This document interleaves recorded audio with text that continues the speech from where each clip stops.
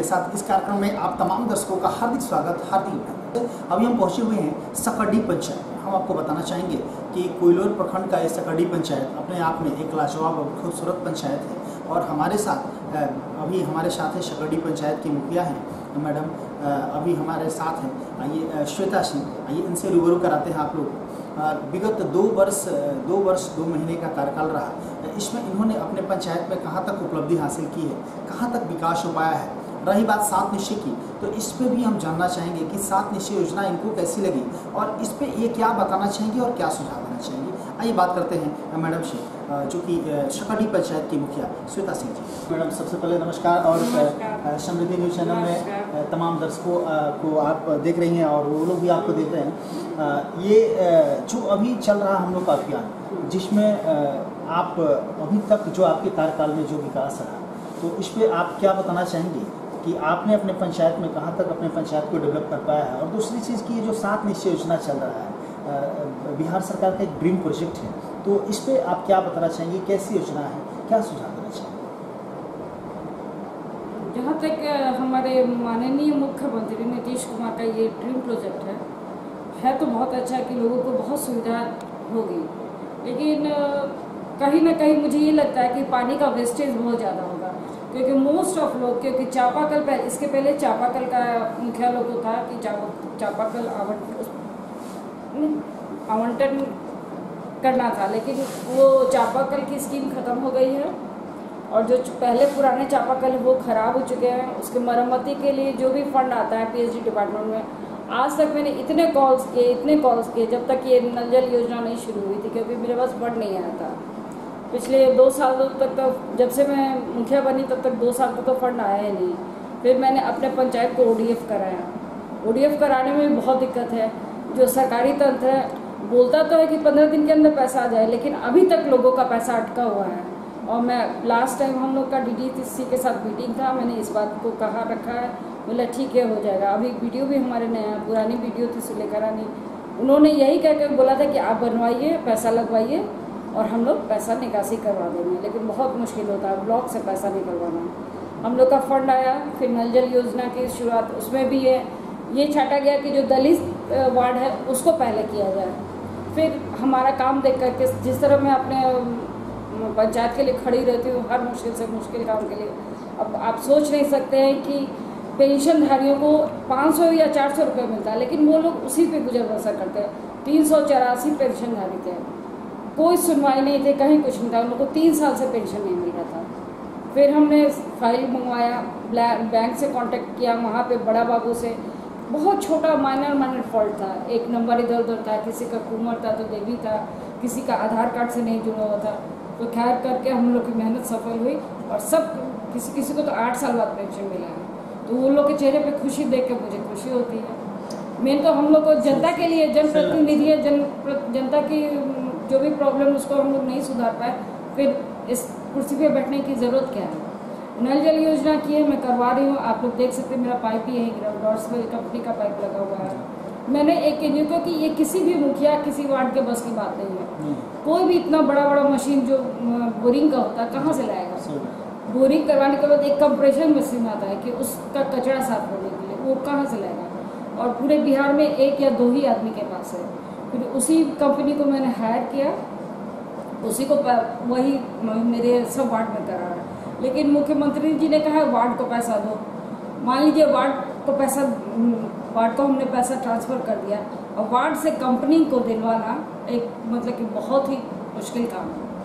फिर भी मेरे 14 वार्ड तो बहुत अच्छे से समझ गए कि हाँ भाई, इनको जो मुखिया जी काम करवा रही हूँ सब अच्छा। अभी तक तो कितने वार्ड है मैडम? 15 वार्ड है, पर एक वार्ड ऐसा है बोलता हम अपने से करवाएंगे, जबकि बीडीओ सीओ सबके साथ मीटिंग हुआ था, एसडीएम के साथ, कि कोई भी वार्ड या मुखिया ये काम खुद से नहीं करा सकता है।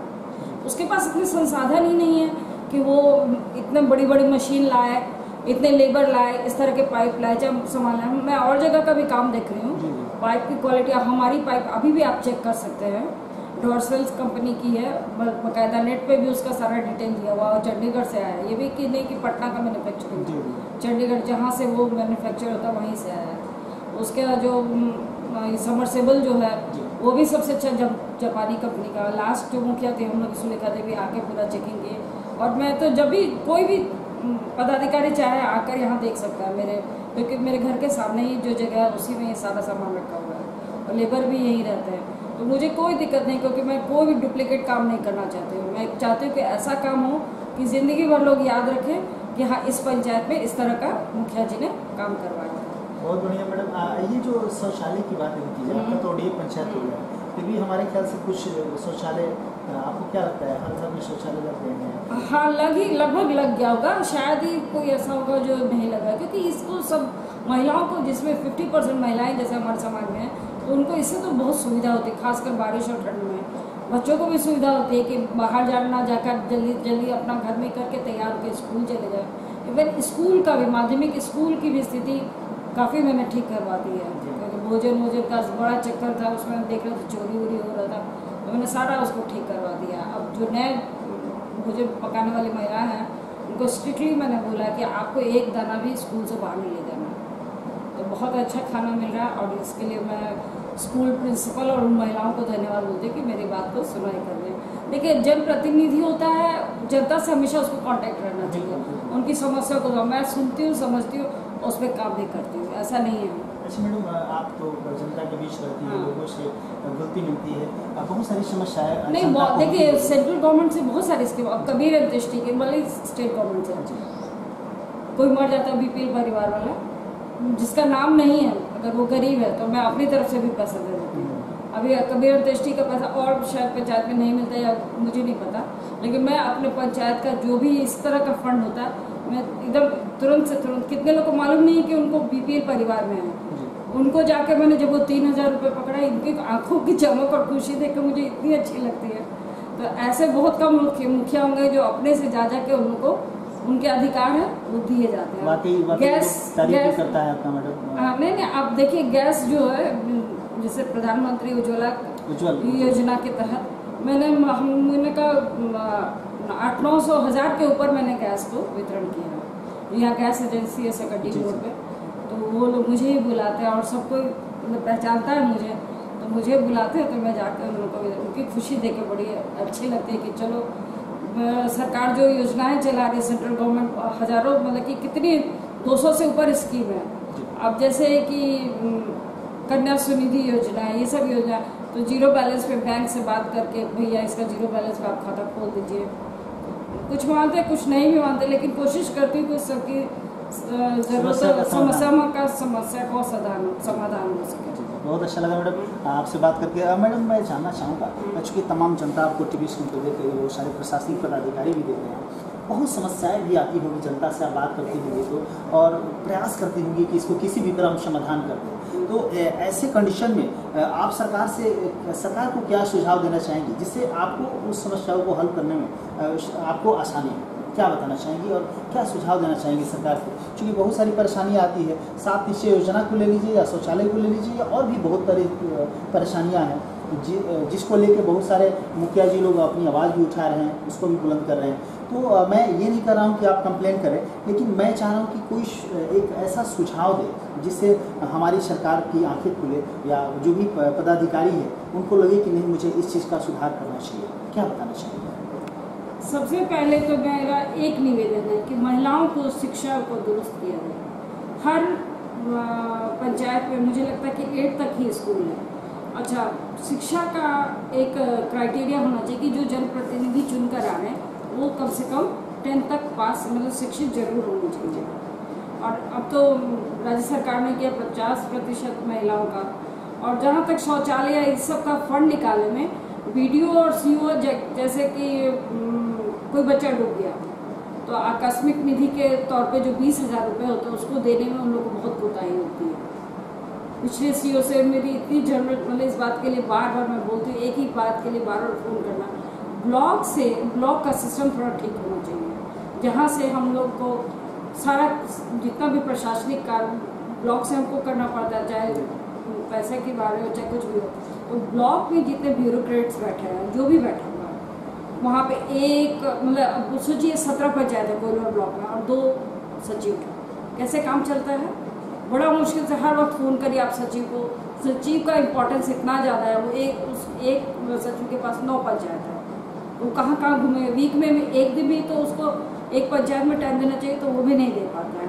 उसी तरह है कि अगर जाइएगा ब्लॉक के ऑफिस में तो एक बड़ा बाबू है, एक कंप्यूटर है, तो आपको ब्लॉक में बेरोजगार नवयुवक कितने कॉन्ट्रैक्ट बेसिस पे ही रखिए ना। अगर नहीं परमानेंट जॉब देना चाहे तो कॉन्ट्रैक्ट बेसिस पे ही रखिए, लेकिन रखना चाहिए क्योंकि जनता के लिए ना ब्लॉक बना है, कोई इससे ऐसे तो नहीं, तो जनता को सुविधा मिलनी चाहिए। आधार कार्ड के लिए मतलब लाइन लंबी लाइन लगी हुई है।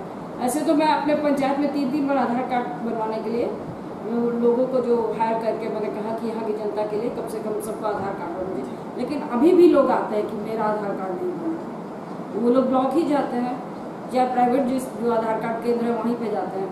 तो ये सब जो बेसिक सुविधाएं हैं जनता के लिए, अभी जैसे प्रधानमंत्री आवास योजना का निकला है तो उसमें चेक कौन करेगा, क्या कि सबने फॉर्म भरा है।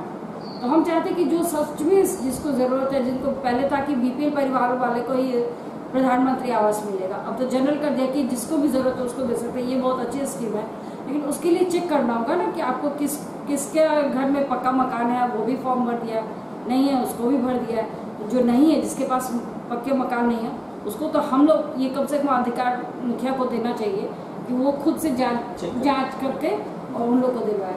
अभी मेरे कोटा में 8 घर और आया है इस बार, मेरे काम से जो भी मतलब कि टीम की तरफ से आया कि 8 घर दे सकते हैं। मैंने चुन कर जिसकी मतलब कि झोपड़ी टाइप को हो, कर्कट शेड हो, ऐसे लोगों को ही देती हूँ। और ये जो हम लोग का बीपीएल परिवार का सूची है 2009 का है, तो नया सर्वे होना चाहिए और एग्जैक्ट जो गरीब है उन्हीं को बीपीएल राशन भी मिलना चाहिए और घर भी मिलना चाहिए, बीपीएल परिवार होना चाहिए। ऐसे भी लोग हैं जिनको सरकारी नौकरी है, 4 चक्का है, उसमें क्राइटेरिया दिया हुआ है 2 बीघा जमीन है, वो लोग भी बीपीएल परिवार में राशन उठा रहे हैं। और कुछ लोग ऐसे जो अपना नाम नहीं डलवा पाए, क्योंकि जो विकास मित्र है और जो प्रधानमंत्री आवास सहायक है, अब ये लोग इन्होंने कैसे सर्वे करवाया, 2009 का है, तो वो लोगों की इनकम बढ़ी है, लोग आगे बढ़े हैं, उन लोग को जो छोड़ के उन लोग को देना चाहिए ना जो सच में गरीब है। तो मैं गरीबों के लिए पूरा एकदम तत्पर रहती हूँ। अभी बिजली का कनेक्शन के लिए इतना मारा मारी हुआ, जेई से बात की, एसडीओ से बात की, सबको बुला के नहीं भाई जिसके यहाँ कनेक्शन नहीं है वो लोग बिल देना पे करना चाहते हैं, हम कनेक्शन लेना चाहते हैं, आप दिलवाइए। तो खैर लोगों ने क्या नया वायरिंग सब हुआ है। चमटोली में ये नहीं था, क्या कहते हैं, ट्रांसफार्मर नहीं था। मैंने जेई से, एसडीओ से, मुखिया बिंदा से सबसे बात करके ट्रांसफार्मर लगवाया।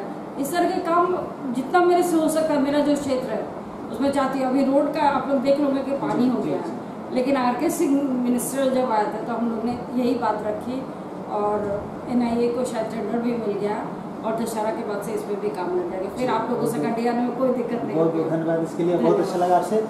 चूँकि बातचीत के दौरान जब हम आए थे, हमारी आपकी बात हो रही थी, तो आपने बताया था कुछ जल बहाव के बारे में, कुछ गड्ढे के बारे में कुछ बातें कर रही थी। मैं चाहूँगा कि हमारे दर्शक भी देख रहे हैं, थोड़ा सा इस पर क्लिक किया। नल जल योजना अपने आप में बहुत यूनिक मतलब अलग सी है कि हमारी जो गरीब जनता है जो चापाकल से पानी निकाल रही थी वो सीधे नल से टैप खोलकर पानी गिराएंगे, लेकिन पानी जो गिरेगा उसका संरक्षण कहाँ होगा? वो पानी तो बह जाएगा धरती में। मुझे एक मुख्यमंत्री से ये भी विशेष आग्रह है या निवेदन जो भी कहिए कि उस जल को संचय करने का भी एक प्रोग्राम होना चाहिए, क्योंकि लोग के घर में देखती हूँ कि अब समरसेबल लग गया तो 1 बाल्टी की जगह 10 बाल्टी गिराते हैं। उन लोग को पानी का वैल्यू नहीं पता है कि पानी जब गिर रहा है तो चलिए यूज़ के लिए गिर रहा है, लेकिन उसको संरक्षित करने का भी एक प्रावधान रखना चाहिए। इससे ये होगा कि हम लोग का पानी का लेवल कभी कम नहीं होगा, हर घर में नल जल होगा, हर घर में पानी गिरेगा। उस पानी को संचित करने के लिए एक गड्ढा या कुछ इस तरह का होना चाहिए जिससे कि अगली पीढ़ी को पानी की कोई कमी नहीं रहे। हमारी बात हो रही थी, सकरडी की मुखिया हैं शिवदास सिंह मैम, इन्होंने बहुत ही शालीनता और सभ्यता से अपनी बातों को रखा, बहुत ही अच्छा लगा। किसी भी बातों पे इन्होंने टीका टिप्पणी नहीं किया, स्पष्ट शब्दों में बोला कि बहुत ही अच्छी योजना है, काम चल रहा है, मैंने तो कंपनी को भी टेंडर दे दिया है और जो भी अच्छे क्वालिटी के पाइप वगैरह है वो सब नल जल के लिए हम इस्तेमाल कर रहे हैं। एक दूसरे के कॉपरेट से बहुत अच्छा हमारे पंचायत का विकास हो रहा है। मैडम ने बताया इनका जो ये पंचायत है ओडीएफ भी हो गया है, बहुत ही सुंदर ढंग से काम चल रहा है। थोड़ी सी रास्ते में प्रॉब्लम है, जिसको पानी आ गया था, मैडम ने उसको भी पास करा दिया। अच्छी जनप्रतिनिधि के रूप में मानी जाती है सकड़ी पंचायत के लिए श्वेता में। इनको लोग तारीफ भी कर रहे हैं, बहुत अच्छा लगा इनसे मिलकर हम लोगों को। एक बहुत ही शालीनता से इन्होंने एक सुझाव दिया सरकार के लिए कि जो भी ब्लॉक में, चूँकि 17 जनप्रतिनिधि हैं, मुखिया 17 है और 2 कर्मचारी, ऐसे कंडीशन में थोड़ा सा परेशानी हो रही है, आम जनता को परेशानी हो रही है। तो वैसे कंडीशन में जैसे भी हो कुछ कर्मचारियों की संख्या बढ़ानी चाहिए और हमारी जो ये जनता की परेशानी है इसको दूर करने के लिए सरकार को इस पर ध्यान देना चाहिए। बहुत अच्छी बातें मैडम ने कहा। जहाँ तक हमें लगा होगा कि यदि सरकार भी देख रही है तो निश्चित तौर से इस पर अमल करें। बहुत अच्छा लगा। Thank you. Samriddhi news channel से अशोक तिवारी, कैमरामैन अरुण निशा के साथ। धन्यवाद।